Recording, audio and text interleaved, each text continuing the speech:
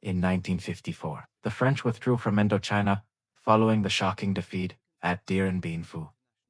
At Geneva, world powers sat at the negotiating table to determine Vietnam's fate. An accord was signed, but it did not bring lasting peace. The shaped land was split in two at the 17th parallel. The north belonged to the Democratic Republic of Vietnam. The south, to the state of Vietnam. The gentle Ben Hai River suddenly became a scar dividing an entire nation, where millions of families were torn apart. Under the Accords, a general election to reunify the country was set for 1956, but the Ngo Dinh Diem administration, backed by the U.S., refused to implement this. They understood that if the election took place, President Ho Chi Minh would win a landslide victory. Hopes for peaceful reunification were shattered.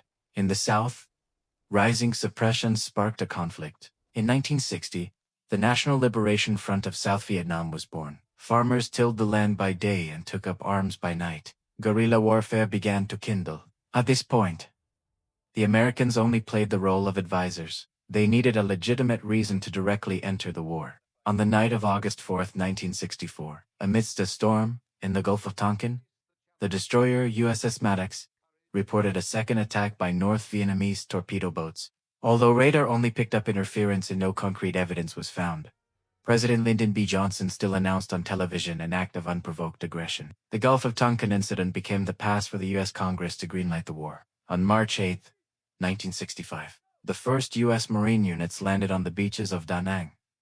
No longer advisors, they officially became combatants. The Americans stepped ashore with confident smiles, believing their immense military power would quickly end everything.